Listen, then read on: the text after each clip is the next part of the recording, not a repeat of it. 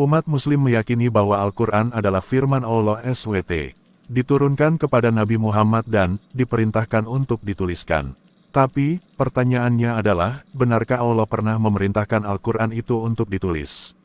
Atau, mungkinkah ada sesuatu yang lebih besar, yang selama ini luput diperhatikan? Dalam video ini, kita akan melihat langsung isi Al-Quran, tanpa prasangka, dan menelusuri, apakah ada ayat yang secara eksplisit menyatakan bahwa Allah memerintahkan penulisan kitab. Atau justru, Al-Quran lebih menekankan hafalan dan penyampaian lisan saja. Dan kalau memang tidak ada perintah menuliskan, siapa yang memutuskan untuk menjadikannya sebuah kitab? Ini bukan serangan, ini undangan, untuk berpikir lebih dalam, lebih kritis, dan lebih jujur tentang akar keyakinan. Jika kamu seorang Muslim yang ingin memperkuat imannya, atau seorang pencari kebenaran yang ingin tahu asal-usul wahyu sesungguhnya, tonton video ini sampai selesai. Karena kesimpulannya mungkin akan mengubah cara kamu melihat wahyu, naskah, dan kebenaran untuk selamanya.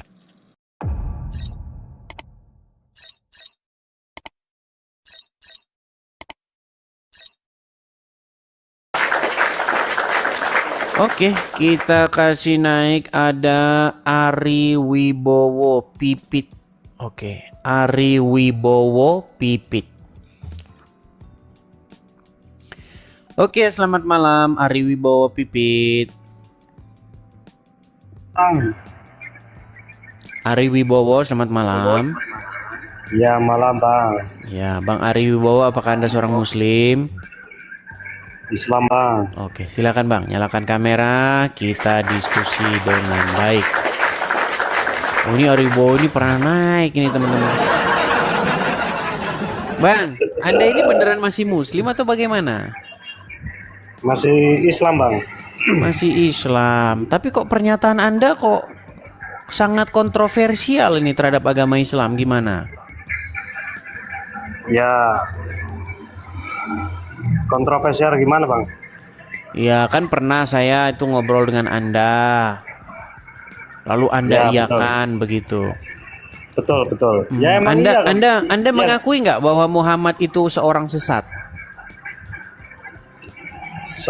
Sesatnya gimana Bang? Ya tidak mengetahui akidah, tidak mengetahui agama. Menurut Al-Quran, dia didapati sebagai seorang sesat. Kalau menurut saya setelah mendengar cerita Bang Edis, sesat Bang. Nah, lalu kenapa Anda masih menyatakan diri bahwa Anda seorang Muslim? Kan di KTP Bang. Oh, ini di. Coba. Ini betulan ini Anda ini Muslim ya di KTP ya? Iya.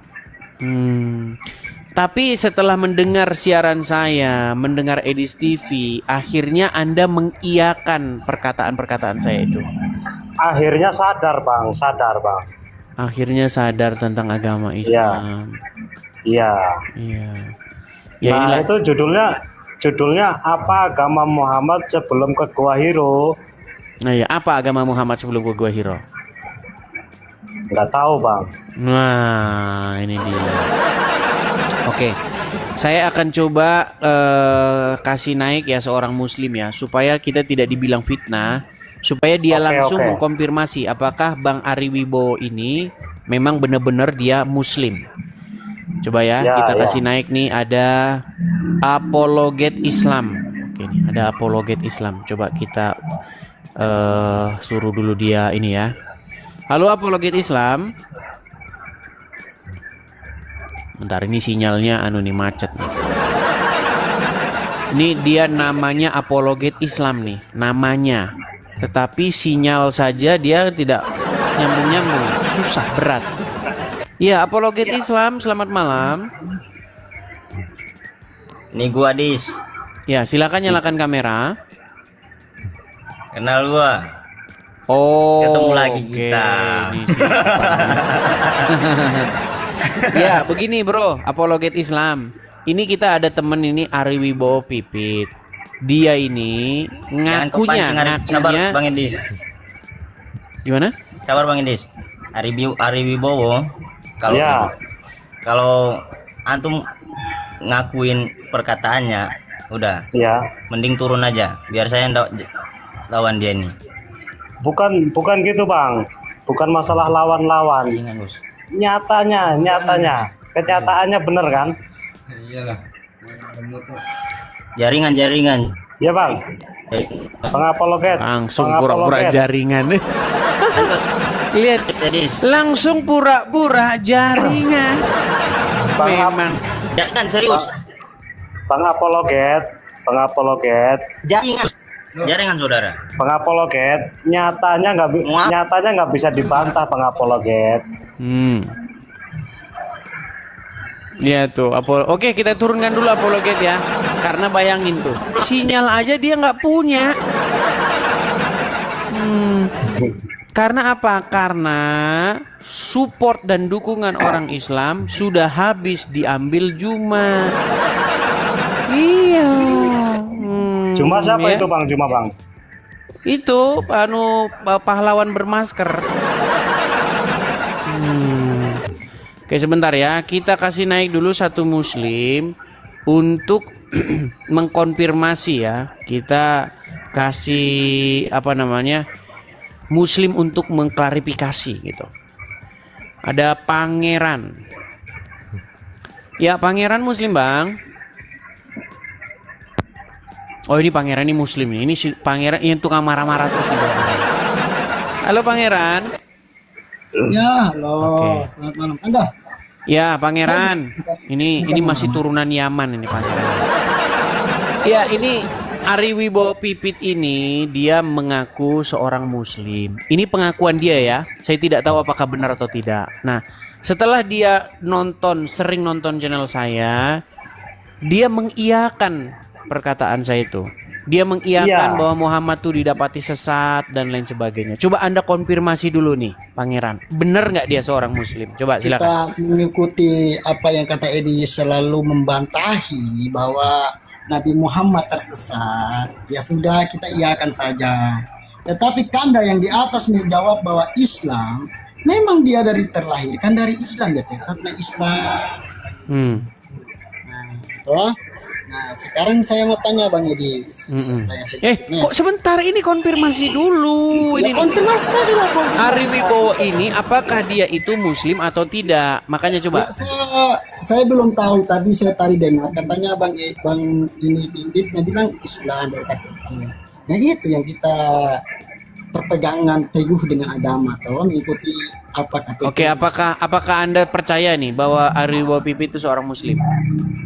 Ya, kalau dia menunjukkan KTP identitasnya kalau muslim, ya saya bilang iya. Di TikTok nggak boleh nunjukkan KTP.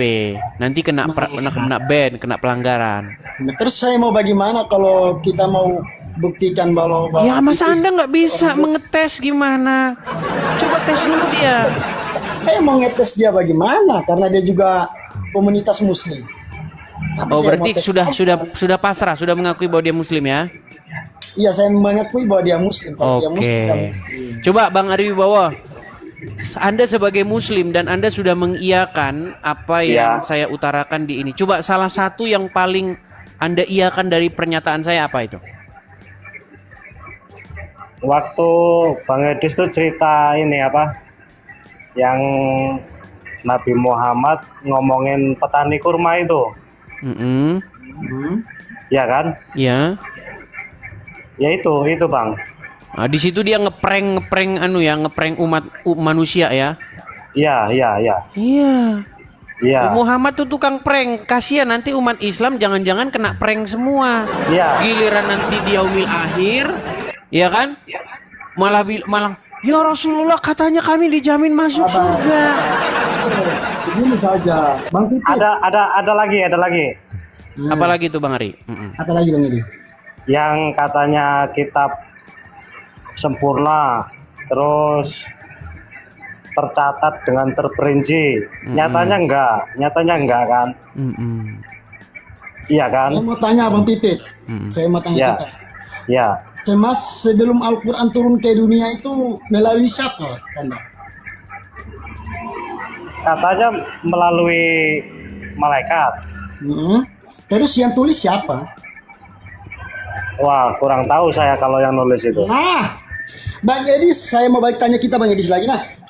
Saya enggak marah-marah sekarang. Jangan marah-marah. Enggak. Saya enggak marah-marah. Gini, Bang Edis. jangan. Ini Apakah Bang Aribo, Edis sebentar, sudah Bang menguasai Pangeran. Al-Quran, Bang Edis? Pangeran ini tukang marah-marah gitu. Pangeran, pelan. Gini loh. Saya mau tanya. Tadi kan Saya mau Anda tanya, bertanya kepada Ari Wibowo, makanya siapa saya- penulis Al-Quran, betul. Ya. Nah, Ari Wibowo jawab tidak tahu. Tapi Ya. begini, saya kasih tahu. Setiap orang yang membaca Al-Quran, kalau dia merujuk kepada Al-Quran itu sendiri, pasti tidak tahu siapa penulis Quran. Karena memang sebentar gini.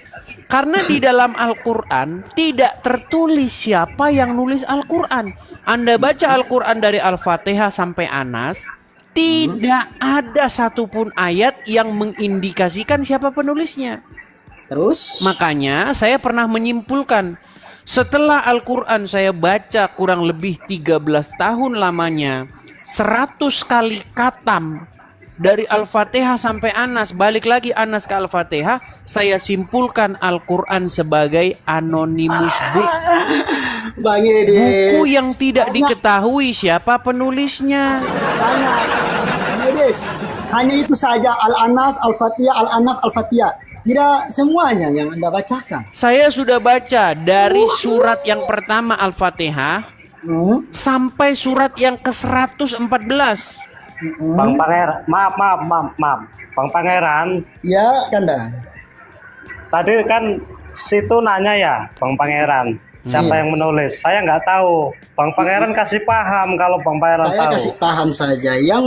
Yang menulis adalah kuasa Allah menitipkan. Dia membagikan wahyu kepada malaikat turun ke bumi untuk.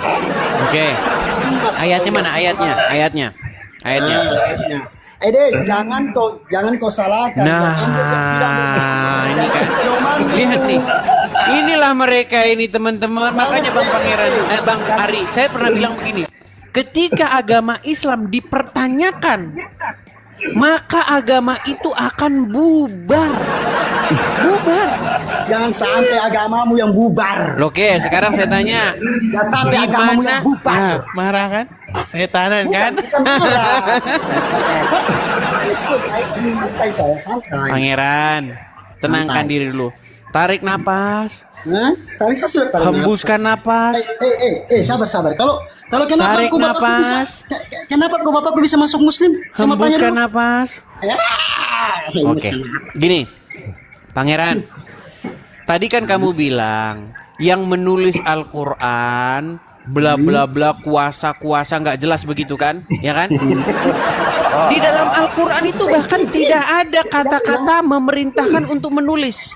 Nggak ada kata-kata tulislah, nggak ada. Terus Kalau ada kata-kata di dalam Al-Quran, tulislah Al-Quran, saya lompat dari Monas. Nggak ada. sejak kapan kau berani Loh, melompat dari Monas? bahkan ada satu riwayat nih, saya kasih tunjuk satu riwayat nih. Bagaimana seorang siapa namanya? Siapa khalifah pertama itu? Abu Bakar. Abu Bakar itu merasa bahwa tidak pernah kami disuruh menulis Al-Quran nih ya. Nih ya. Saya bacakan riwayatnya. Sebentar.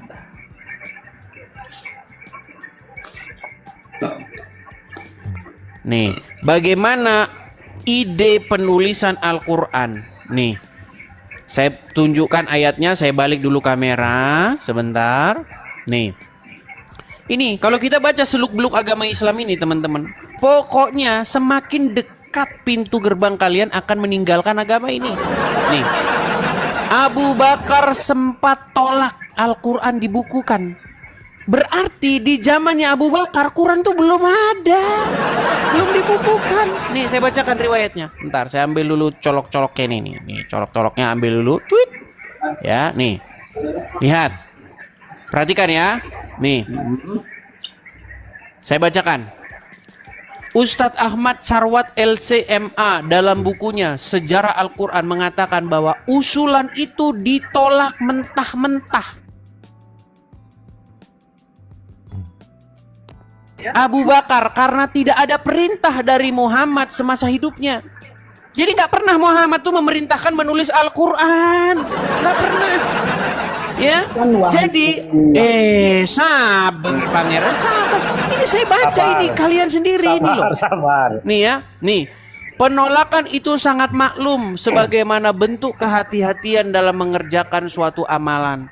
Karena para sahabat Nabi selalu meminta pendapat Nabi Muhammad ketika mengerjakan sesuatu. Nah, proyek ini, maksudnya proyek penulisan Al-Quran ini tidak bisa dimintakan pendapat karena agenda Rasulullah sudah tidak ada.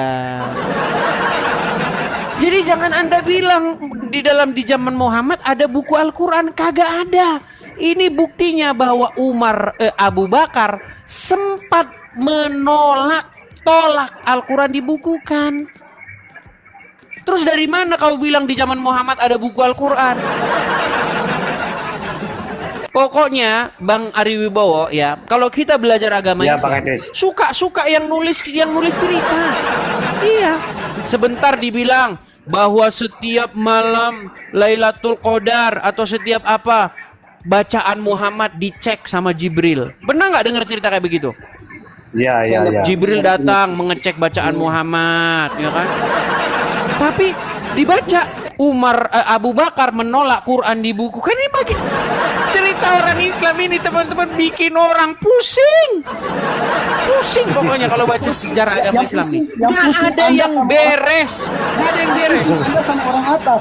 Sekongkolnya kalian Loh, kok sekongkol? mau menyebarkan agama Islam. Yang menyatakan itu. Bang Pangeran. Coba Jadi- sabar. jadi- Coba jadi- Kanda kalau Muslim, coba Kanda kasih tunjuk identitasmu, saya melihat kalau memang Anda Muslim. Nggak boleh nunjukin identitas di TikTok. Bang Pangeran. Bang Pangeran. Hanya itu kompak.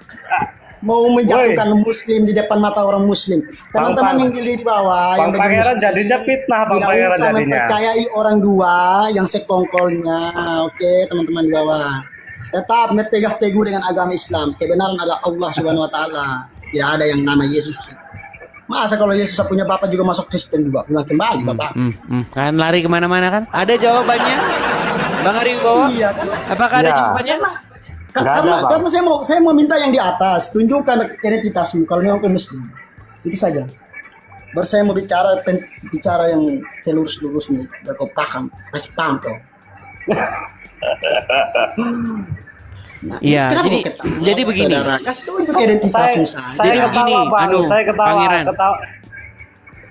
Jadi sebenarnya yang mengatakan bahwa sejarah agama Islam itu nggak jelas, itu adalah seorang pakar agama Islam sendiri, namanya Buya Sakur. Buya Sakur pernah mengeluarkan statement begini. Saya ini, kata dia, saya sudah belajar sirah, sudah saya baca buku sirah, sudah saya baca sejarah Nabi, sudah saya baca begini, mazhab ini, sholat Nabi. Kesimpulannya apa? Kesimpulan yang nggak jelas. Itu pernyataan anu sendiri Buya Sakur. Ya silakan coba tanggapannya. Itu sudah yang saya tidak minta banyak-banyak. Saya minta yang di atas, tunjukkan identitasnya dulu, baru saya penjelaskan dan saya tanggapi itu semuanya. Boleh nggak ya Bang? Kalau mau nunjukin KTP Bang. Tunjukkan saja.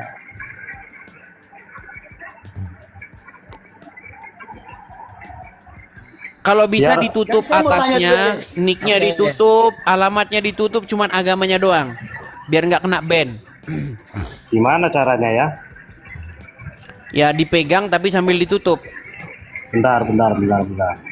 Tapi bisa tak menampakkan fotonya Anda? Karena KTP kan ada fotonya juga. Bisa. Banyak permintaan Muslim nih memang. Bisa. Coba silakan. Sebentar.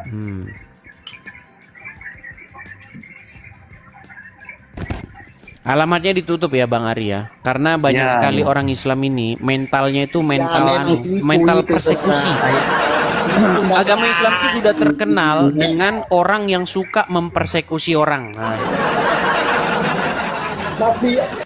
tapi Islam adalah tetap di sini, tidak ada diganggu. Karena apa, Bapak? Bohong. Yang ada orang Islam tuh Ini kenapa? Ini senengnya kenapa? datengin orang pakai masa. Kayak nggak tahu wajah orang Islam aja, wajah agama Islam aja. Kelihatan Tuh, nggak, Bang? lihat itu. Tuh, kelihatan nggak? Oh, sabar. Saya besarkan dulu karena. Tuh, Islam tuh. Udah, oke, cukup Bang, cukup Bang Aribowo. Cukup. Nanti kena ban. Tuh, Islam tuh. Jelas.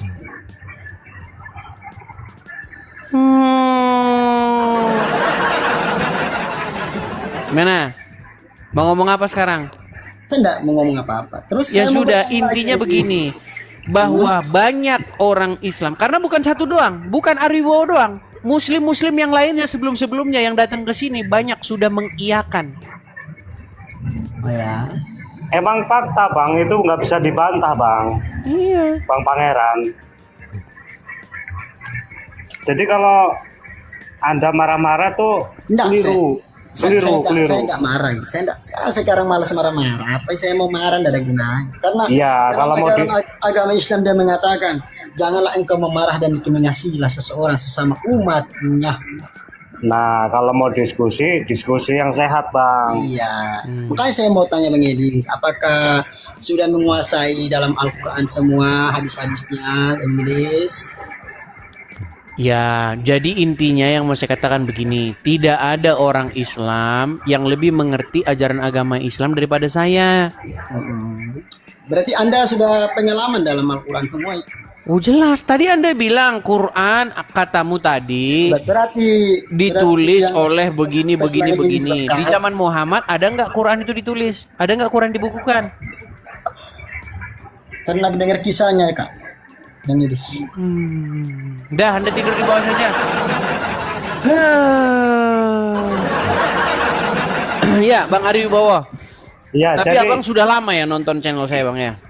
lama Bang. Sudah lama. Hal-hal yang membuat Anda itu akhirnya berpandangan seperti sekarang itu adalah karena nonton channel saya dan memang yang saya ungkapkan itu adalah fakta dan kebenaran-kebenarannya. Yang paling membekas apa? Betul. Membekas di pikiran Anda. Yang paling membekas tuh ya itu Bang, yang ngomongin petani itu dan Oke. iya itu. Iya, jadi memang benar ya teman-teman Banyak ya. Bang, Jadi, banyak. Jadi Banyak, memang benar banyak. ya teman-teman. Gini, Muhammad itu teman-teman, dia itu kalau kita baca hadisnya sebagai orang yang mohon maaf nih sok tahu. Iya, dia pergi ke Madinah.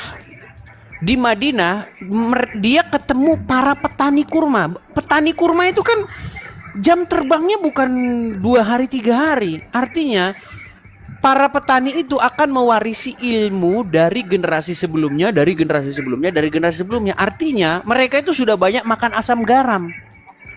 Bagaimana pohon itu akan berbuah, bagaimana pohon itu tidak akan berbuah, dan lain sebagainya. Nah, ketika Muhammad sampai ke Madinah, dia lihat ada para petani kurma itu menyerbuk benang sari dan putik itu, menggabungkannya supaya buahnya lebat. Tapi kata Muhammad, perbuatan itu adalah perbuatan yang mubazir. Seandainya dibiarkan saja begitu, kurma itu akan baik-baik saja dia. Ternyata setelah dituruti, malah akhirnya mereka gagal panen.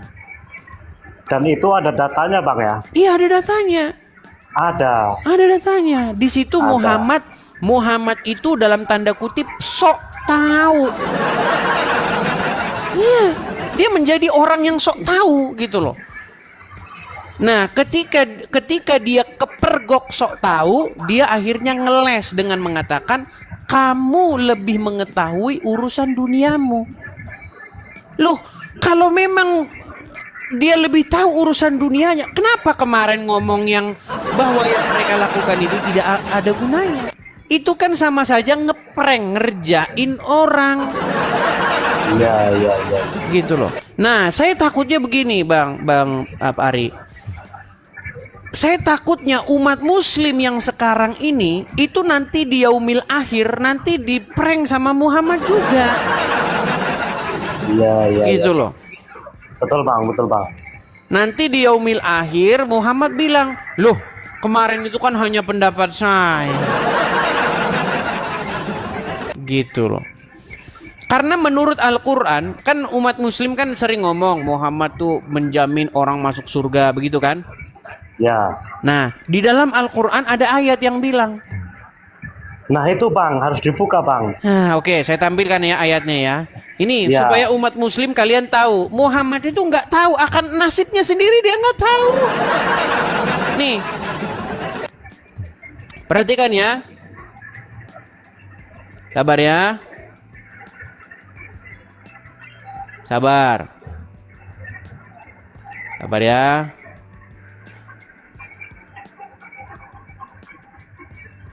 Rp20.000 kah Bang yang nonton Iya, Bang? 20.000 yang nonton ini ya teman-teman Iya. ya. Sebentar. Kita Iya. tampilkan ayatnya. Itu ada di dalam Quran surat Al-Ahqaf ayat yang ke-9. Saya balik dulu kamera saya Bang ya. Nih. Ini pernyataan Quran tentang nasibnya Muhammad. Nih. Perhatikan ya. Katakanlah Qul ya. Aku bukanlah Rasul yang pertama di antara Rasul-Rasul.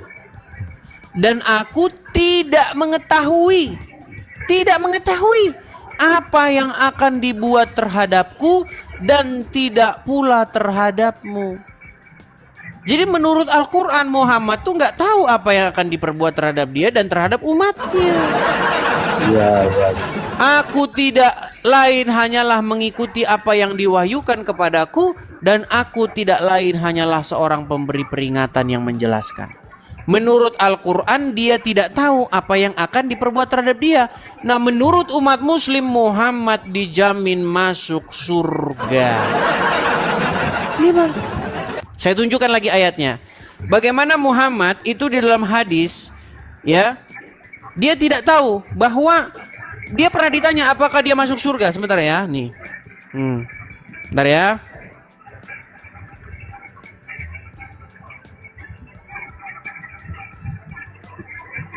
Bentar. Sabar ya. Nih, saya tunjukkan ayatnya. Perhatikan.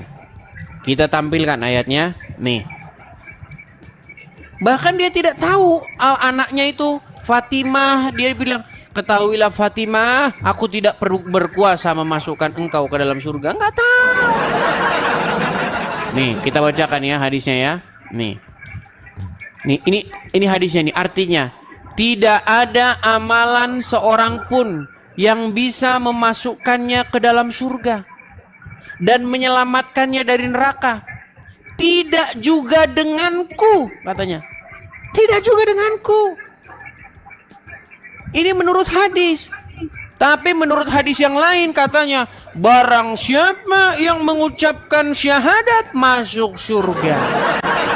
Menurut hadis yang lain, tidak seorang pun yang bisa masuk surga karena amalannya. Makanya saya bilang Bang, makin dipelajarin agama Islam makin gak jelas. Makin gak jelas Bang. Iya makin gak jelas Bang. Agama Islam tuh makin dipelajarin makin ketahuan gak jelasnya. Iya, iya, iya, iya. Abang pernah dengar gak? Man qala la ilaha illallah Muhammadar Rasulullah masuk surga. Pernah dengar? Belum Bang. Kita putarkan nih. Ya. Biar kita nggak omong kosong nih ya. Ini teman-teman muslim nih harus apa namanya? Nih, semoga suaranya terdengar nih. Nah, nih. Man qala la ilaha illallah Muhammadur Rasulullah dakhala al-jannah. Siapa yang mengucapkan la ilaha illallah Muhammadur Rasulullah dakhala al-jannah. Semua umat Muhammad sallallahu alaihi wasallam masuk surga. Nabi yang mengatakan, datang sahabat bertanya, wa in zana wa in saraq, bagaimana kalau dia berzina? Bagaimana kalau dia mencuri? Kata Nabi, wa in zana wa in saraq, dia berzina, dia mencuri, tetap masuk surga. Nah, ya kan? Nah, itu kata pernyataan dia. Nah, kalau kita bandingkan dengan hadis yang ini, nih, tidak ada amalan seorang pun yang bisa memasukinya dalam surga. Coba kontroversi nggak ini? Kontradiksi nggak? Pantesan Bang, mohon maaf Bang, yang banyak korupsi itu Muslim Bang ya? Ya. Itu makanya saya bilang Bang, setiap kita belajar agama Islam, itu selalu kita akan menemukan dua versi yang saling bertolak belakang. Gini, saya pernah tanya dulu, zaman-zaman saya dulu masih baru-baru belajar agama Islam. Pak Ustadz, boleh nggak berdusta Pak Ustadz? Oh, tidak boleh. Bahkan ayat Al-Quran mengatakan, orang yang berdusta adalah tanda bahwa seseorang itu tidak beriman. Dikatakan juga, berdusta itu adalah perbuatan setan. Bahkan dalam keadaan bercanda sekalipun, Anda tidak boleh berdusta. Tidak boleh berdusta bahkan dalam keadaan bercanda. Tapi di detik yang sama boleh berdusta dalam 3 hal. Pokoknya Bang ya, Islam itu digambarkan sesuai pengarang agama Islam. Iya. Satu sisi pengen denger versi Muhammad kaya raya? Oh ada. Pengen denger versi Muhammad miskin? Oh ada. Bang, turunin dulu Bang, mau digeruduk Bang. Di bawah udah. Oke lah, saya turunkan dulu ya. Ini nggak baik juga buat ini Anda. Oke, maaf ya Bang Ari ya, saya turunkan ya. Iya Bang. Oke, makasih Bang Ari. Karena begitu, orang Islam itu mereka tidak suka dengan itu. Ya. Kalau ada yang mempertanyakan agamanya, di situ pasti mereka akan Makanya teman-teman, ketika Anda belajar agama Islam, Anda akan mendapatkan versi-versi Muhammad sesuka penulis karangannya. Kalau Anda mau Muhammad digambarkan seorang yang miskin, oh ada. Ya, Muhammad yang dia hidupnya miskin, yang dia kekurangan, hidupnya tidak berfoya-foya, ada. Mau Muhammad yang versi kaya raya? Ada juga. Muhammad versi miskin ada. Muhammad versi kaya ada. Ya kan? Muhammad yang mengajarkan tidak boleh berdusta ada. Muhammad yang mengajarkan Muhammad berdusta ada.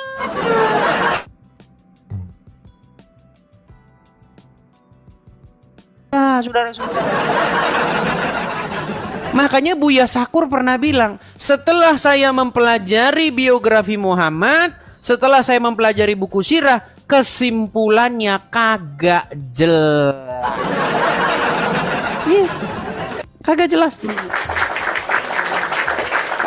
Mau dengar versi Quran dibukukan? Oh ada. Muhammad ketika dapat wahyu diperintahkan sahabatnya untuk menulisnya. Ada yang ditulis di mana? Di kulit kambing. Ada yang ditulis di sini. Ada. Mau versi yang dilarang membukukan kitab? Ada juga. Selalu ada teman-teman. Itulah makanya saya bilang, makin Anda pelajari agama Islam, pintu gerbang untuk meninggalkannya semakin terbuka lebar. Gitu ya. Oke. Kita kasih naik ada Ma'ruf. Oke, kita kasih naik ada saudara Ma'ruf.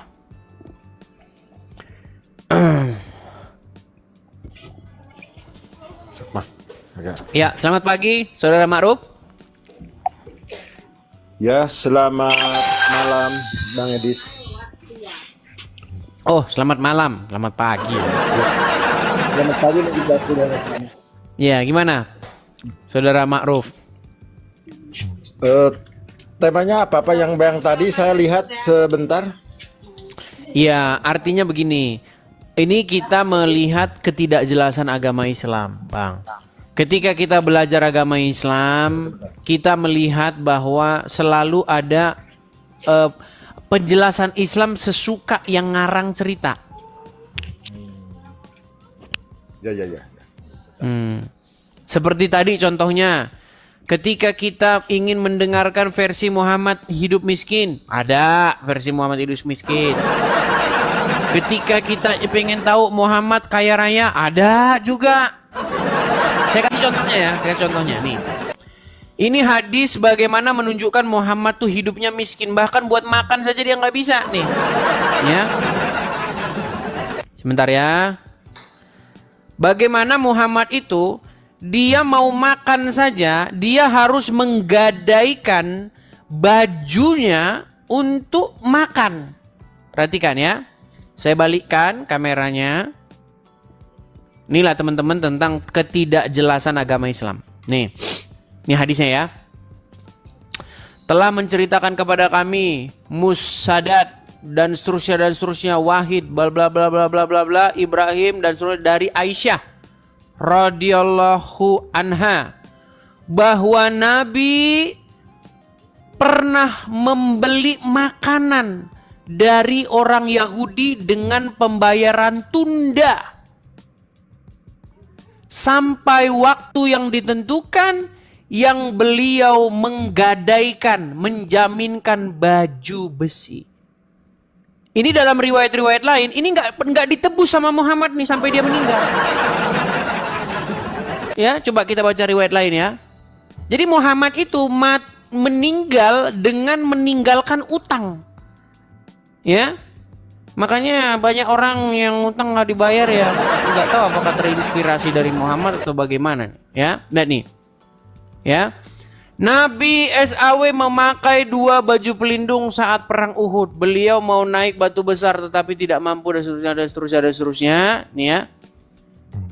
Tolha membantu dan seterusnya ya. Nih. Dikatakan dari Aisyah. Nabi pernah membeli makanan dari seorang Yahudi namanya Abu Syam. Dan menggadaikan baju perangnya kepada Yahudi tersebut. Ini kalau Anda baca versi panjangnya, sampai Muhammad meninggal, baju itu tidak sanggup ditebus sama Muhammad.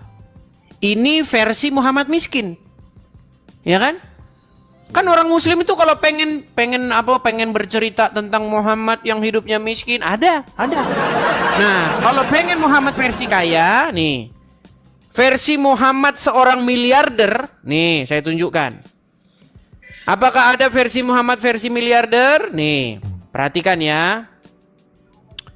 Ini adalah harta rampasan perang ya. Harta rampasan perang yang didapatkan oleh Muhammad itu berapa miliar? Perhatikan ya. Perhatikan, harta rampasan perang yang didapatkan oleh Muhammad. Nih. Tak kurang dari 50.000 keping uang dinar.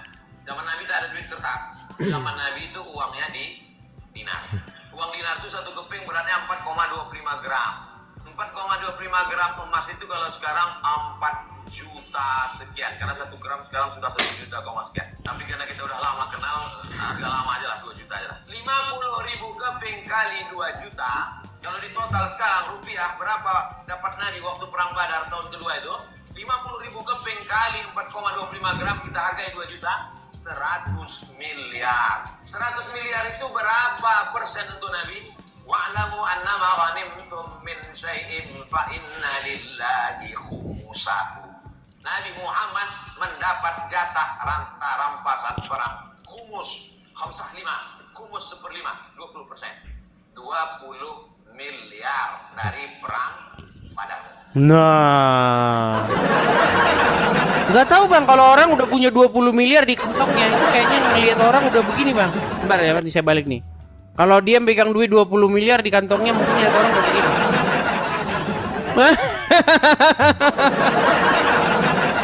Makanya bang, makanya kalau kita belajar agama Islam, kita akan menemukan versi Muhammad suka-suka yang ngarang cerita itu.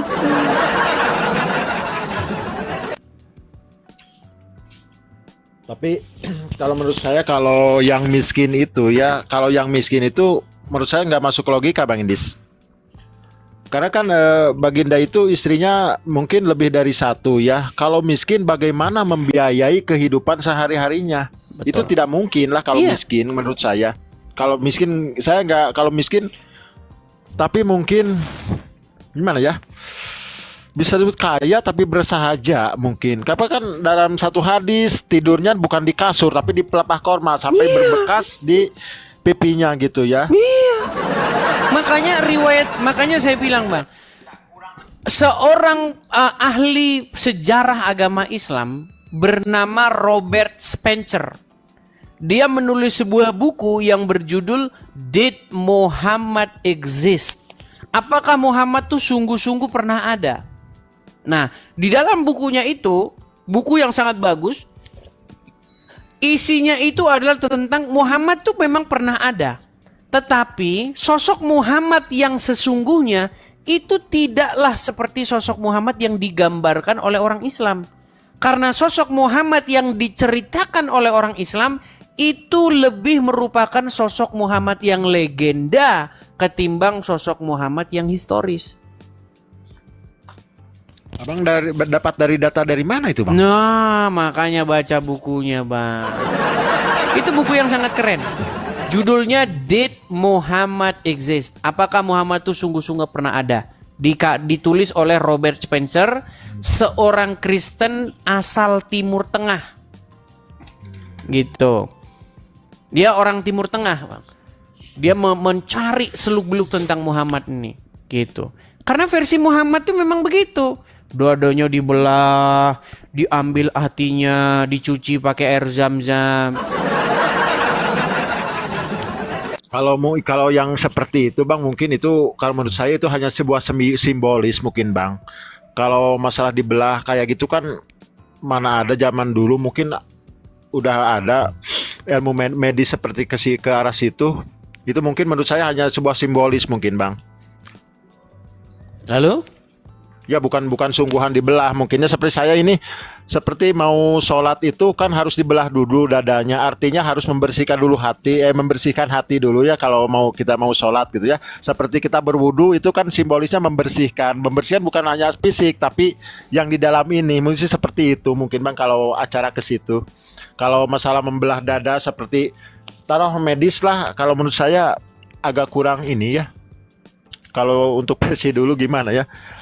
Ceritanya seperti gimana gitu kalau masalah itu kalau menurut saya ke arah simbolis, Bang, itu maksudnya membersihkan gitu ya, membersihkan hatinya di black gitu. Kayaknya tak mungkin, Bang. Iya, tapi kalau kita membaca hadis-hadisnya, bagaimana ada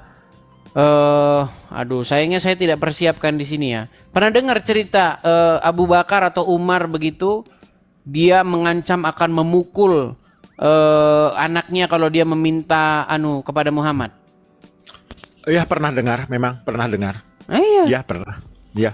Bagaimana Umar bin Khattab atau Abu Bakar akan memukul anaknya jika dia meminta nafkah kepada Nabi? Ya, memang sih gimana ya? Banyak versi itu yang satu sisi seperti ini seperti bertentangan versi itu. Iya, makanya Abu Bakar Abu Yasakur pernah bilang, setelah dia pelajari agama Islam, dia pelajari buku sirah, dia pelajari kesimpulan yang gak jelas. Iya. Karena kan apalagi kalau masalah hadis ya, sejujurnya kalau masalah hadis memang sih hadis itu banyak versinya ya. Memang banyak versi yang menurut saya versi yang kalau hadis masalah agak ada yang bertentangan juga sih. Masalahnya satu sisi ya saya dilarang untuk berdusta. Memang nggak boleh lah ya. Memang nggak boleh berdusta itu. Walaupun bercanda ya saya udah tahu itu. Tapi satu sisi ya memperbolehkan juga gitu ya. Nah itu kan satu sisi seperti ada pertentangan ya. Ya di satu sisi kita harus saling menyayangi, saling mencintai dengan semua makhluk. Tapi di sisi lain pepetlah gimana itu menurut saya bertentangan. Menurut saya. Ya makanya gini, kalau kita baca-baca riwayat-riwayat itu juga bertentangan ya nih. Bagaimana Muhammad kalau diminta nafkah nih, kita baca saja ya, kita baca utuh. Nih, supaya umat muslim mengerti nih ya, teman-teman belajar ya. Nih, ya kita bacakan. Ini saya ambil riwayatnya ya di dalam Detik Hikmah nih ya. Bagaimana saat istri minta uang belanja lebih, beginilah sikap Rasulullah nih. Ya, di dalam ajaran agama Islam nih saya bacakan. Perhatikan ya. Artinya, kaum laki-laki adalah pemimpin bagi kaum wanita. oleh karena Allah telah melebihkan sebagian dari mereka, maksudnya laki-laki, atas sebagian dari yang lain, maksudnya wanita. Dan karena mereka laki-laki telah menafkahkan sebagian dari harta mereka. Sebab itu maka wanita yang soleh, ia adalah yang taat kepada Allah lagi memelihara diri ketika suaminya tidak ada. Oleh karena Allah dan seterusnya dan seterusnya. Wanita-wanita yang kamu khawatirkan nusyusnya, ini ayat Al-Quran, maka nasihatilah mereka dan pisahkanlah mereka di tempat tidur dan pukullah mereka. Ini ajaran agama Islam nih, mukulin istri, ya kan? Kemudian jika mereka mentaatimu, maka janganlah kamu mencari-cari jalan untuk menyusahkannya. Sesungguhnya Allah Maha Tinggi lagi Maha Besar. Nah, saya bacakan ya. Rasulullah telah mendengar keluhan ini. Bagaimana di sini perhatikan ya. Dikutip dari 111 kisah menakjubkan dalam kehidupan Rasulullah oleh Fuad Abdurrahman ya. Suatu hari semua istri Rasulullah berkumpul dan saling melontarkan keluhan. Ngeluh nih istri-istri Muhammad nih. Ya kan? Mereka merasa tidak mendapatkan nafkah dan perhiasan yang layak, padahal Muhammad dapat harta rampasan perang 20 miliar. Ini kalau suruh beli emas nih buat segoni. Ya kan? Nah, dalam arti lain mereka meminta nafkah lebih sebagai tambahan uang belanja. Rasulullah mendengar keluhan ini, kemudian memberi dua pilihan, yakni bersabar hidup apa adanya dengan beliau atau hidup mewah tetapi berpisah dari beliau. Sebagai seorang kepala rumah tangga yang mencintai para istrinya, Rasulullah merasa gundah atas keluhan tersebut. Sampai beliau menampilkan wajah muram. Nah, Muhammad kalau diminta duit wajah muram. Ya kan?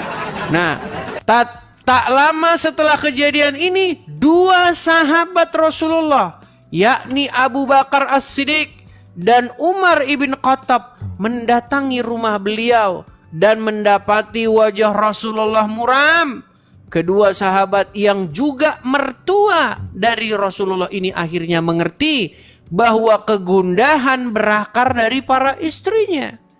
Karena saat itu para istri Rasulullah sedang berkumpul. Perhatikan. Abu Bakar dan Umar kemudian berusaha meredakan kegaduhan itu. Abu Bakar berkata, "Wahai Rasulullah, seandainya aku mendapati putriku menuntut nafkah kepadamu, aku pasti akan cekek." Mau dicekek lehernya nih. Ujar Abu Bakar yang tidak lain adalah ayah dari Aisyah. Umar pun mengucapkan kata-kata yang sama yang berkaitan dengan putrinya, yaitu Hafsah. Mau dicekek nih putri-putri nih. Ya kan? Setelah itu dua sahabat Rasulullah ini menemui putrinya masing-masing tanpa pikir panjang. Mereka ini mencekek lehernya putrinya. Ada riwayat lain yang menyebutkan memukul tengkuknya. Ini memang orang Islam itu tukang main pukul. Udah warisan dari sononya, ya teman-teman ya. Udah warisan dari sononya. Kamu menuntut sesuatu yang tidak sepatutnya kepada Rasulullah. Ya. Ya ini panjang nih riwayatnya ini ya. Nah, makanya turun ayat nih. Hai Nabi, katakanlah kepada istri-istrimu, jika kamu sekalian menginginkan kehidupan dunia dan perhiasannya, maka marilah supaya aku berikan kepadamu mut'ah dan aku ceraikan kamu dengan cara yang baik. Jadi diancam mau diceraikan. Ya, bahkan Umar bin Khattab punya ide itu, punya ide dia. Kalau mereka ngancam nanti akan diceraikan dan diganti istri-istri yang lebih baik. Turun ayat. Makanya Umar bin Khattab pernah bilang, Allah itu setuju dengan dia dalam 3 hal. Salah satunya adalah itu, menurunkan surat ancaman kepada istri-istri. Makin pusing, makin pusing. Jadi kadang-kadang kalau saya ini kan saya berpikiran sebagai orang yang ya kurang ilmu ya. Ada kesan indikasi Tuhan itu ada keberpihakan ini.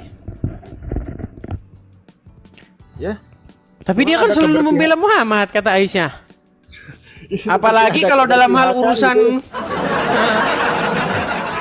Kadang-kadang gimana ya? Apa ini sayanya yang botol mungkin ini.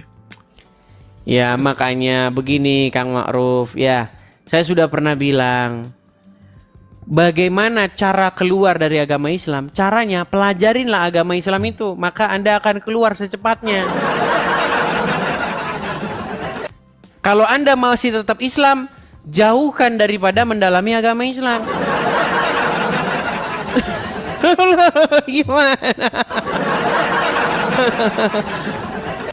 Ya memang tapi saya satu sisi saya memang salut kepada Anda, Bang. Anda itu mungkin dapat literasinya dari mana saya nggak ngerti gitu ya. Tahu ini, tahu itu, tahu ini, sementara saya belum menemukan dari itu, belum menemukan seperti itu gitu. Iya, karena 13 tahun saya memperdalam agama Islam begitu. Ya kan kalau masalah belajar, Bang, ya sejujurnya kalau saya belajar, memang sih saya belajar juga lama ya. Tapi sejujurnya kalau belajar Al-Qur'an itu memang kurang dipelajari, Bang. Sejujurnya saya kan belajarnya kitab-kitab ulama itu. Sejujurnya saya lama memang saya sejujurnya belajar hanya di bidang fikih, hanya banyak di bidang fikih itu. Seperti kitab-kitab kuning itu ya yang saya pelajari gitu. Kalau saya dibawa ke masalah Quran, ya saya jujur aja tahu, hanya sekedar tahu. Saya kalah lah kalau masalah Quran. Saya juga sebagai Muslim mengakui lah saya kurang kalau dalam hal Quran. Tapi kalau masalah baca dan translate, ya masalah itu tahu dong. Tapi kalau masalah yang lebih mendalamnya tentang Quran, jujur saya belum sehebat gimana gitu. Ya, kalau ini masalah proses Quran. lah, Ya. Kang. Jadi Kang Ma'ruf, ini proses panjang. Artinya gini, makanya saya sudah pernah bilang, sekali orang nonton Edis TV, itu pasti dia marah, terasa nggak terima. Ini orang penghujat katanya. Itu sekali. Kedua kali, dia tuh mulai cari tahu. Ini orang yang diomong ini bener apa enggak sih ini orang ini? Apa asal-asal ngomong aja? Dia cari tahu. Nah, ketiga kali dia sudah mulai mengiyakan. Bener ternyata yang dibilang. Nah, ini keempat kali yang bahaya.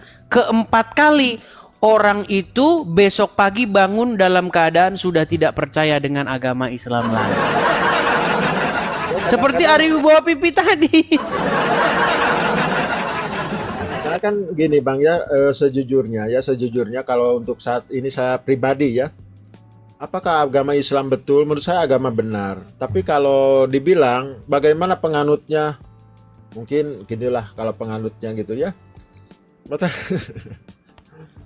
Memang banyak kelucuan juga Bang ya, kalau saya jujur betul banyak kelucuan juga sih sebetulnya. Ini kan karena apa ya? Kan di Islam itu kan tahu sendiri kan banyak versi ya. Banyak versi. Ya, ada versi, ada seperti pernah mendengar hadis yang terpecah menjadi 32. 72. 73. Iya, 73 golongan ya. Ya, itu. Di situ juga kan kita ada banyak perbedaan juga, Bang. Yang ini begini, yang ini begini, yang ini begini. Iya. Jadi saya juga kan Selalu berbeda. Pokoknya begini Kang Ma'ruf. Di dalam riwayat hadis dikatakan bahwa akan tiba masanya bahwa agama Islam itu akan merasa asing.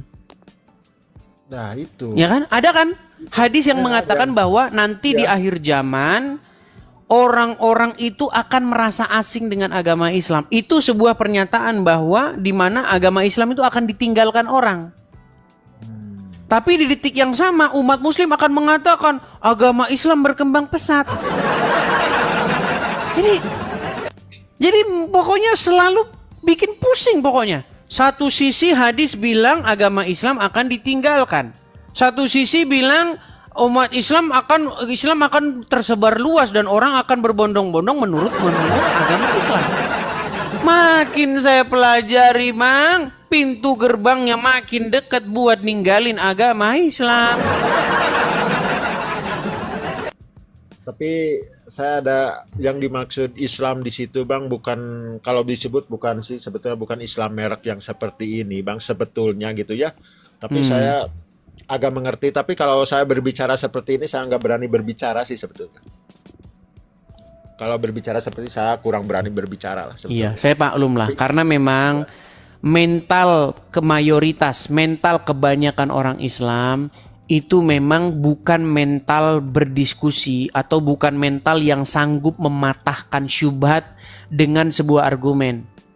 Tetapi mental umat Islam itu adalah mental di mana mereka akan rame-rame berbondong-bondong untuk melakukan pemaksaan ataupun kekerasan. Maaf ya, versi abang mungkin saya ingin. Tadi kan di situ tertulisnya agama Muhammad sebelum ke Gua Hiro. Abang mendapat informasi apa menurut abang?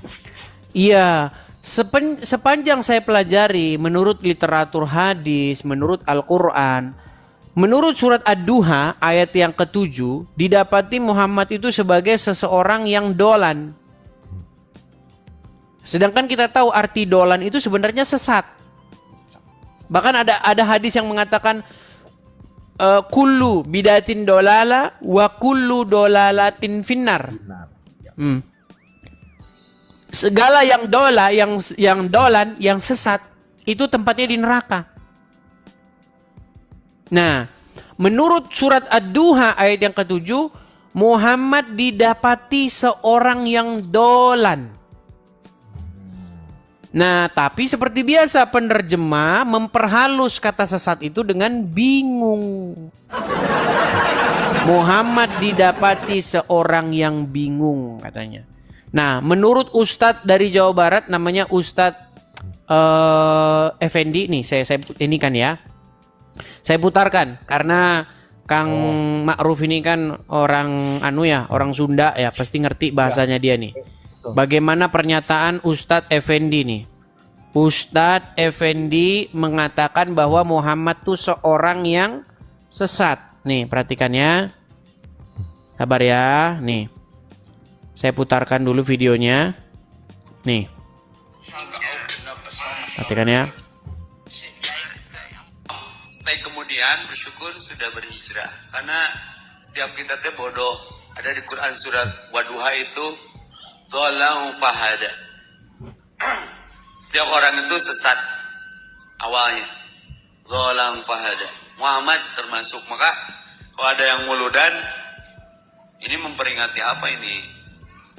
Memperingati kesesatan Muhammad. Nah, Ustaz wawaniana nyebut Muhammad sesat, dak keur orok mah kabeh teh nyawana naon atuh. Yatimau fa'awa wajadaka dolang fahada. Arti wajadaka dolang fahada teh naon Ustaz? Wajadaka dolang fahada, dan ketika Allah mendapatimu dalam keadaan sesat, lalu kemudian Allah berikan petunjuk. Jadi cek Allahnya Pak Epi nyebut malam ini Muhammad itu asalnya sesat. Eta berdasar gitu. Wa wajadaka dolang fahada. Jadi ketika muludan itu tuh memperingati naon. Dan Nabi can jadi Nabi hari tama. Baru ya orok ana basaru misluku. Malah di ayat itu mah masih tersesat. Teu nyahoana naon. Tak jadi nyahoana naon teh. Fahada. Diberi hidayah. Maka Black pinter ini saya. Tuh. Itu Ustadz sendiri. Muhammad didapati sebagai seorang yang dolan. Berada di jalan yang dolan. Nah, menurut surat Al-Fatihah, waladolin. Nah, itu katanya akar kata yang sama itu. Dolan, dolin itu akar kata yang sama. Ya, sama. Sesat. Nah, ketika umat muslim ditanya apa agama Muhammad sebelum ke Gua Hiro, mereka akan latah menjawab, oh muslim. Dari mana? Kalau memang Muhammad sudah muslim, kenapa dikatakan didapati kamu sebagai seorang dolan, bukan seorang muslim? Ayo kita jujur. Gitu loh. Lalu dikatakan Muhammad mendapat petunjuk. Nah, apakah benar Muhammad dapat petunjuk? Nah, itu nanti pokok bahasannya beda. Karena begini, menurut surat Al-Quran, nih, sebentar ya, saya tampilkan dulu temanya ini. Menurut Al-Quran, orang yang beriman dan bertawakal kepada Allah tidak akan bisa dipengaruhi oleh setan. Suratnya apa? Surat An-Nahl ayat 99.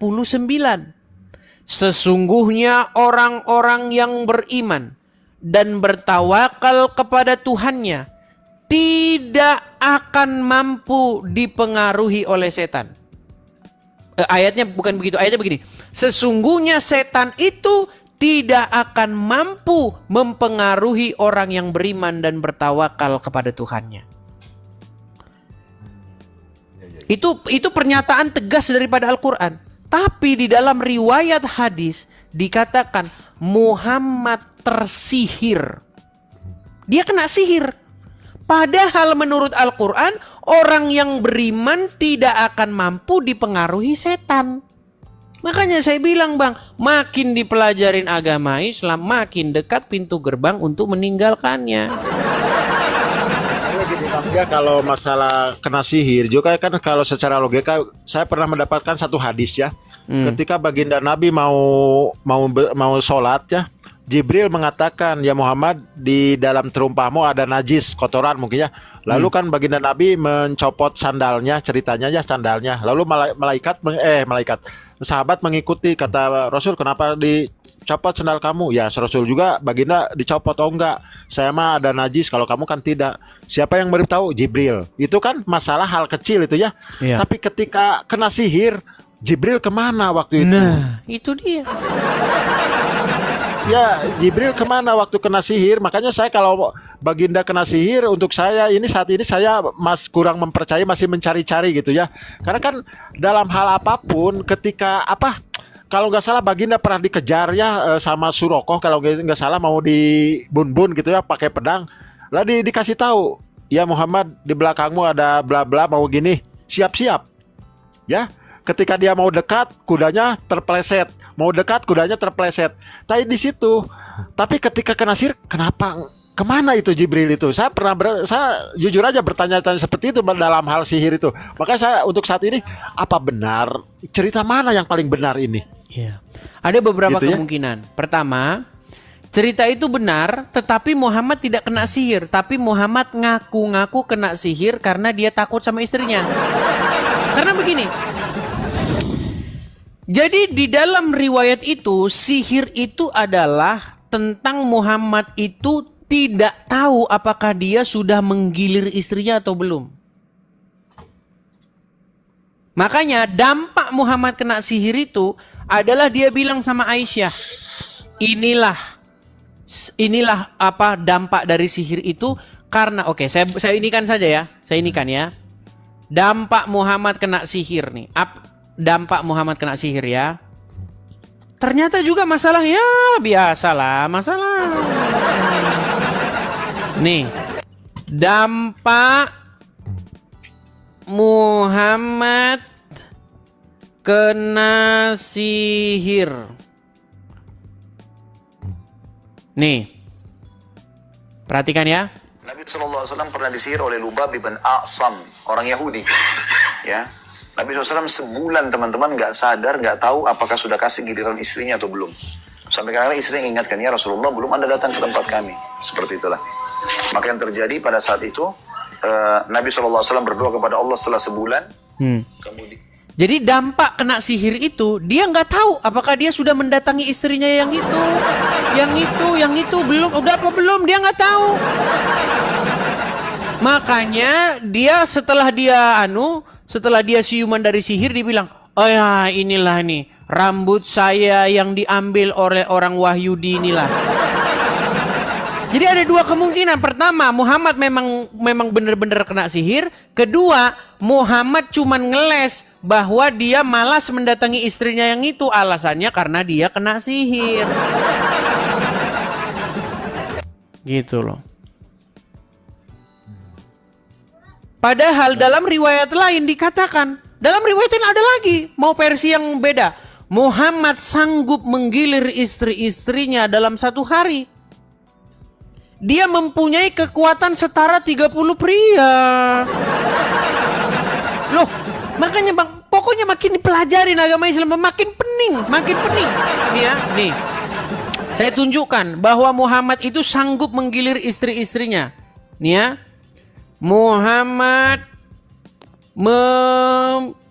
memiliki kekuatan setara 30 pria. Hadisnya nih. Saya tunjukkan hadisnya nih. Di satu sisi Muhammad lupa apakah dia sudah mendatangi istrinya atau belum. Dia mengatakan karena dia kena sihir. Di satu sisi Muhammad sanggup menggilir istri-istrinya. Makanya saya sudah pernah bilang, seandainya ada obat kuat, maka bikinlah merek. Aduh, nanti saya kena penistaan agama. Nih ya, perhatikan ya nih. Sahih Bukhari nomor 260. Rasulullah menggilir 11 istrinya dengan kekuatan SEEX. Rasulullah setara 30 laki-laki. Nih, hadisnya ada. Sahih Bukhari 260. 11 istri Nabi dan kekuatan seks 30 laki-laki nih. Sahih Bukhari telah menceritakan kepada kami Muhammad bin Bashar berkata telah menceritakan bla bla bla bla bla dari bapakku dan seterusnya.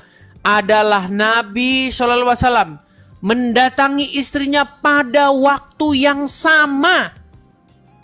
Didatangi di waktu yang sama. Ya. Di malam hari atau di siang hari. Didatangi di saat yang bersama. Maksudnya didatangi itu disetubuhi, bos. Disetubuhi di detik yang sama maksudnya. Ya, di hari yang sama, di waktu yang sama. Mau di malam hari atau di siang hari. Saat itu jumlah istri-istri beliau 11 orang. Aku bertanya kepada Anas bin Malik radhiyallahu anhu, apakah beliau mampu? Jawabnya, beliau diberikan kekuatan setara 30 laki-laki. Wow. Ya kan? Berkata Sa'id dari Qatadah bahwa Anas radhiyallahu anhu menerangkan kepada mereka bahwa jumlah istri beliau alaihi salam saat itu 9 orang. Ada yang bilang 9, ada yang bilang 11. Makanya ketika saya berdiskusi kepada Rashid, nanti kalau saya mengeluarkan statement ini nanti banyak yang marah nih. Nih, Rashid pernah berdiskusi dengan saya. Nih, perhatikan ya. Sabar ya. Ini pernyataan Rashid nih. Nih, apa yang Rashid katakan? Rashid pernah diskusi dengan saya dan dia pernah saya tanyai tentang kekuatan Muhammad. Sabar ya, nih. Nih diskusi saya dengan seorang pendebat muslim namanya Ar-Rashid nih. Nih ya. Nih saya putarkan, semoga kedengeran ya Kang ya nih. Nih. Betul nggak kamu mengiyakan bahwa nabimu raja seks? Mengiyakan kan? Mengiyakan kan? Sebentar, narasimu begini. Saya susah ini sudah. Mumpung belum banyak yang menonton kamu. Kamu akui nggak bahwa nabimu seorang raja seks? Satu. Saya sudah mengakui kemarin kan? Mantap. Ini loh. Sudah diakui. Diakui oleh seorang pendebat Islam. Bagaimana lagi? Ini pendebat loh, pendebat yang sudah ngeyel-ngeyelan. Sudah mengakui bahwa Muhammad seorang raja Dan ada video lanjutannya. Saya bilang, gimana kalau nabimu ditempel di obat kuat? Cuman bagian itu tidak saya masukkan. Takutnya nanti dibilang penistaan agama. Karena ada dasarnya. Gitu loh. Gimana kira-kira kalau kalian mengeluarkan obat kuat merek? Nanti kalau saya teruskan nanti penistaan agama. Begitu. Tapi gimana ya? Saya kan berat ya? Berat. Kalau itu kan gimana ya? Dibantah nggak bisa, dimasukin penjara aja dah. Gitu. Caranya kan begitu. Kalau bantah nggak bisa, bisanya memenjarakan orang. Gitu. Kalau bantah nggak bakal bisa Kang. Karena kan gimana ya, memang sih sejujurnya masalah hadis itu kadang-kadang saya juga percaya nggak percaya gitu. Apakah betul sampai segitunya gitulah masalah gitu? Perasaan saya belum percaya, Bang. Nah, ini Belum bagus percaya, nih. iya. Kalau Anda mau berpikir begitu nih bagus. Gini, Kang. Belum Masa percaya. iya sih Muhammad membongkar-bongkar urusan ranjangnya, mengumbar-ngumbar urusan ranjangnya kepada teman-temannya? Ya, Coba. ya, Dari mana itu, Bang. Anas bin Malik tahu kalau Muhammad menggilir istri-istrinya di hari yang sama? Nah, justru itu kan kadang-kadang Masa iya Muhammad sama sesama pria ngomongannya, obrolannya kayak begitu? sedangkan gini, Bang, dalam satu hadis ketika kita begitu terus kita bercerita pagi harinya itu sudah termasuk dosa juga, Bang. Ada hadis yang bilang begitu. Janganlah kamu bercerita hal-hal yang bersifat pribadi, kan gitu. Iya betul. Karena kan kalau menurut saya gini, Bang, maaf ya, kalau menurut saya satu hadis itu kalau seperti apa pesan moralnya gitu untuk saya pribadi, kalau gini pesan moralnya apa, saya nggak masuk. Jadi gini, Bang, ini yang pernah saya bilang gini. Sebenarnya ya teman-teman muslim ya, bukan saya itu benci kepada kalian. Ketika saya pelajari agama Islam, justru saya ingin memberikan pesan kepada kalian karena saya itu peduli dengan kalian. Al-Quran memerintahkan apa? Apa yang diperintahkan Al-Quran? Wahai kaum muslimin, ketahuilah bahwa ada kitab-kitab yang terdahulu, namanya Taurat dan Injil, yang di dalamnya terdapat petunjuk dan cahaya. Quran bilang bahwa ada petunjuk dan cahaya di dalam kitab-kitab sebelumnya, yaitu kitab Taurat dan kitab Injil. Tapi karena umat muslim baca Quran bukan baca terjemahannya, dibaca Arabnya, akhirnya orang Islam tidak melihat keberadaan ayat itu. Akhirnya apa? Di rumah orang Islam dipenuhi kitab-kitab yang barusan tadi kita bacakan. Muhammad sanggup menggilir istri-istrinya. Kekuatan seksual setara 30 pria. Akibat apa? Akibat umat muslim tidak menaruh Injil dan Taurat di dalam rumahnya. Makanya saya rindu ketika saya berkunjung ke rumah-rumah muslim, saya rindu ada kitab Taurat dan ada Injil di rumah yang dibacanya. Tapi gak ada kitab Injil dan Taurat di rumah seorang muslim. Yang ada kitab itu tadi, Tamasyaqul Syurga, di mana burung-burung pria akan berdiri 70 tahun lamanya. Itu yang dibaca orang Islam sekarang. Mereka tidak membaca Taurat, mereka tidak membaca Injil. Tapi menurut Abang kalau sekarang yang disebut kitab Taurat, Injil, Zabur itu yang mana? Ya pastilah yang kami baca ini, mau yang mana lagi?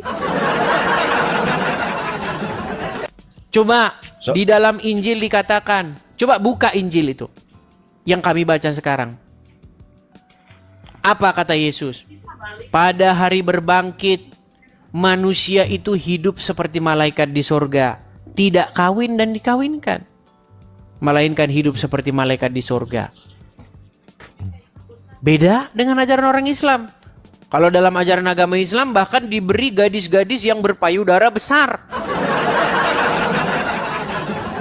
Ya kan? Saya bahas itu gimana, dilema, Bang. Untuk saya, satu sisi kalau saya tidak mengimani itu, saya jatuhnya murtad. Tapi dalam hati saya, ketika saya udah meninggal dunia, apakah masih ada nafsu itu? Iya. Karena itu kan kita kan bukan jasad yang ini lagi kan. Kalau masalah nafsu makan, nafsu itu kan dari ini kan. Iya. Dari kedagingan ini. Saya sudah pernah bilang begini. Ada satu ustazah itu ya yang sangat fenomenal, yang sangat terkenal. Ada pertanyaan begini. Ustazah, nanti di dalam surga bagaimana nanti, apakah kita bisa bertemu dengan suami kita kembali? Katanya kan. Ustazah jawab, Jangankan suami kita, suami orang pun mau. Suami orang pun bisa, kata dia. Dengan logat Minangnya itu. Ada videonya viral itu. Jadi gimana Bang? Jadi kan kalau menurut saya logika saya kacau itu. Iya. Jadi kacau itu. Jadi gini. Sebetulnya jadi kacau. Iya. Di dalam Bible disebutkan bahwa kita nggak pernah tahu kehidupan yang akan datang tuh, kita nggak pernah tahu karena kita nggak pernah kesana kan. Tapi kita diberikan sebuah gambaran. Nah, di dalam Bible digambarkan bahwa mereka akan menyembah kepada Tuhan sampai selama-lamanya. Tidak ada lagi maut, tidak ada lagi air mata di mata mereka. Itu digambarkan dalam Bible, kehidupan mereka akan seperti itu. Nah, menurut Al-Quran, ya digambarkan begini, bahwa kenikmatan yang paling tinggi di dalam surga itu adalah ketika mereka memandang kepada wajah Tuhannya. Itu menurut ayat Al-Quran. Bahkan ya, menurut hadis juga dikatakan, kenikmatan yang paling tinggi di dalam surga adalah ketika mereka memandang wajah Allah, dikatakan. Bayangkan Bang, kenikmatan tertinggi adalah memandang wajah Allah, tapi kesibukan orang Islam memecah perawan. Bang, kita gini ya, manusia itu gini Bang, manusia itu tabiatnya dia akan sibuk dengan yang dia sukai, betul nggak? Iya betul. Contoh, orang yang suka main game, dia kan senangnya main game, maka hari-hari dia itu akan dipenuhi dengan main game. Ya betul. Nah, orang yang sibuk, yang senang cari duit, kan banyak orang senang cari duit, akan sibuk mengisi hari-hari dia dengan cari duit. Ternyata di dalam surga umat muslim melakukan kemusyrikan. Kenapa saya katakan musyrik? Gini, kenikmatan tertinggi adalah memandang wajah Allah. Tapi umat muslim disebutkan, digambarkan di surga itu, mereka tidak sibuk memandang wajah Allah. Mereka tidak menghabiskan waktu mereka untuk memandang wajah Allah. Mereka habiskan waktu mereka untuk memecah perawan. Gini Bang ya, jujur, saya sejujurnya kan saya pernah berpikir juga kan, berpikir ketika kita kan ruh kita ya, ketika ruh kita lepas dari jasad ini, saya kan pernah ada satu riwayat juga ya, pernah baca, ketika andai kan saya meninggal, terus saya bisa melihat lagi, masih bisa melihat dunia, saya melihat istri saya menikah lagi, terus dikatakan di situ saya nggak ada rasa cemburu. Saya ketika saya meninggal, saya masih melihat istri saya menikah lagi, saya sudah nggak ada rasa cemburu. Nah, di situ rasa cemburu juga sudah hilang waktu itu, waktu di alam barzah itu. Iya, makanya saya bilang, kalau dia tidak memiliki lagi perasaan-perasaan duniawi, lalu bagaimana mereka akan sibuk memecah perawan? Saling berkontradiksi. Ya justru itu, karena kan jujurnya mungkin saya orang normal ya, saya jujur normal. Tapi kalau masalah itu, kecintaan saya bukan ke situ. Saya kan jujur kecintaan saya bukan ke arah situ gitu. Saya kan dari kecil berkebun dan beternak. Saya paling cinta ke arah situ. Jujur aja saya menghabiskan waktu di situ justru. Iya, makanya saya bilang Bang, seseorang akan menghabiskan atau mengisi hari-harinya atau mengisi waktunya dengan kegiatan-kegiatan yang dia suka. Ketika dia menghabiskan kegiatan yang dia tidak suka, maka orang itu berada di dalam kesengsaraan. Contoh, saya kasih contoh. Apa yang paling orang nggak suka? Nunggu, bener nggak? Iya, betul. Misalnya nunggu bis nggak datang-datang. Ya. Bayangkan kalau seseorang menghabiskan waktu, menghabiskan kegiatan yang dia tidak suka, maka orang itu berada dalam penderitaan. Nah, ternyata umat muslim itu tidak suka memandang wajah Allah. Padahal itu adalah kenikmatan tertinggi. Ya memang itu yang saya tahu. Karena digambarkan di dalam surganya orang Islam, mereka sibuk memecah perawan. Bukan sibuk memandang wajah Allah. Mereka tidak mencari kenikmatan yang tertinggi. Mereka mencari kenikmatan seksual. Makanya saya bilang di dalam surga pun umat muslim masih musyrik. Soalnya kan apa ya, saya nggak berani bicaranya. Berat, saudara. Bahkan kalau masalah bahas itu, memang saya pernah sih bahas itu waktu itu di salah satu room. Ya saya kena sekak sama kedua belah pihak. Saya membahas masalah itu, kata saudara saya. Aduh, macet. Jangan udah kena pelanggaran lagi nih, teman. Iya, Bang Ma'ruf macet, Bang Ma'ruf. Ya, Bang Ma'ruf macet, teman-teman. Ya, itulah ya, teman-teman ya. Artinya, teman-teman, ketika Anda seorang muslim nonton, karena mayoritas yang nonton channel saya ini tuh muslim, teman-teman. Tapi mereka diam-diam saja. Artinya begini yang mau saya sampaikan. Ketika kalian nonton channel saya, jangan buru-buru kalian itu mengatakan saya menista apa. Enggak. Saya itu mengatakan sesuatu yang ada dalilnya, ada dasarnya. Begitu. Ya. Ya, terima kasih ya Bang Edis ya. Terima Sama-sama, kasih Kang sudah Ma'ruf. diizinkan ya di sini, diizinkan untuk diskusi di sini ya. Ya sejujurnya lah, saya mengakulah saya muslim botol betul. Karena saya, yang Bang Edis lebih tahu daripada saya tentang masalah keislaman di sini. Oke. Ya, saya terima kasih ya. Terima Oke, kasih, sama-sama Kang Sehat Ma'ruf. selalu ya untuk semuanya. Saya izin turun Oke, ya. selamat malam. Selamat malam. Selamat malam. Oke, saya turunkan ya Kang Ma'ruf ya. Nuhun. Ya. Banyak umat muslim yakin bahwa Al-Quran adalah wahyu yang tidak hanya diturunkan, tapi juga diperintahkan langsung oleh Allah untuk ditulis. Tapi mari kita uji klaim ini. Bukan berdasarkan opini, melainkan berdasarkan teks Al-Quran itu sendiri. Pertanyaannya sederhana, apakah ada satupun ayat dalam Al-Quran yang menyatakan bahwa Allah memerintahkan penulisan Al-Quran sebagai sebuah kitab? Atau sebenarnya, penulisan itu hanyalah keputusan manusia, bertahun-tahun setelah wahyu selesai diturunkan? Bagian pertama, tidak ada perintah menulis dalam Al-Quran. Dalam banyak ayat, Al-Quran menekankan pentingnya menghafal, mendengarkan, dan membacakan wahyu, bukan menulisnya. Contoh yang sering dikutip, Quran Surah Al-Qiyamah ayat 16-18, janganlah engkau gerakkan lidahmu untuk membaca Al-Quran karena hendak cepat-cepat menguasainya. Sesungguhnya atas tanggungan kamilah mengumpulkannya di dadamu dan membacakannya. Tidak ada kata, menuliskannya, dalam ayat ini. Di sisi lain, Al-Quran juga menggambarkan Nabi Muhammad sebagai ummi, yang menurut banyak tafsir berarti tidak bisa membaca atau menulis. Quran Surah Al-A'raf ayat 157. Kalau Nabi pembawa wahyu saja tidak diperintahkan menulis, bagaimana mungkin penulisan dianggap sebagai bagian dari instruksi ilahi? Bagian kedua, kapan Al-Quran ditulis? Fakta sejarah dari sumber-sumber Islam seperti Sahih Bukhari menyebutkan bahwa penulisan Al-Quran baru dimulai secara serius setelah Nabi wafat, saat banyak penghafal terbunuh di medan perang. Umar bin Khattab yang mengusulkan, Abu Bakar yang menyetujui, dan Zaid bin Sabit yang menjalankan. Dengan kata lain, penulisan mushaf Al-Quran bukan perintah dari Allah, melainkan reaksi manusia terhadap krisis. Bahkan pada masa Utsman bin Affan, terjadi standarisasi dan pembakaran mushaf lain, yang menunjukkan bahwa tidak ada satu versi tunggal yang disepakati sejak awal. Bagian ketiga, kontras dengan wahyu dalam Alkitab. Dalam kitab-kitab sebelumnya, khususnya Alkitab, kita bisa menemukan perintah eksplisit dari Tuhan untuk menuliskan firman-Nya. Keluaran 34 ayat 27, tuliskanlah segala firman ini, sebab berdasarkan firman inilah aku mengikat perjanjian dengan engkau dan dengan Israel. Yeremia 30 ayat 2, beginilah firman Tuhan, tuliskanlah segala perkataan yang telah kufirmankan kepadamu dalam suatu kitab.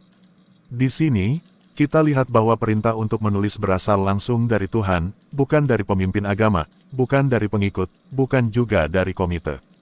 Pertanyaannya sekarang, jika benar Al-Quran adalah kelanjutan wahyu yang sama, mengapa tidak ada pola yang konsisten soal penulisan? Jadi, apa yang bisa kita simpulkan? Pertama, tidak ada ayat Al-Quran yang memerintahkan penulisan wahyu. Kedua, penulisan Al-Quran dimulai setelah Nabi Muhammad wafat, dan itu atas inisiatif manusia. Ketiga, ini sangat berbeda dengan pola pewahyuan dalam kitab-kitab sebelumnya, khususnya Alkitab. Hal ini penting untuk direnungkan, terutama jika seseorang mengklaim bahwa Al-Quran adalah kelanjutan kitab suci sebelumnya. Karena jika metode pewahyuan dan dokumentasinya berbeda secara fundamental, apakah benar sumbernya sama? Kami tidak mengajak Anda untuk langsung percaya, tapi untuk berpikir ulang. Jangan takut untuk menggali kebenaran. Jangan puas hanya dengan keyakinan tradisi, karena kebenaran sejati tidak akan goyah ketika diuji. Sampai jumpa di video berikutnya, dan semoga Anda tetap haus akan kebenaran yang sejati. Salam murid Kristus.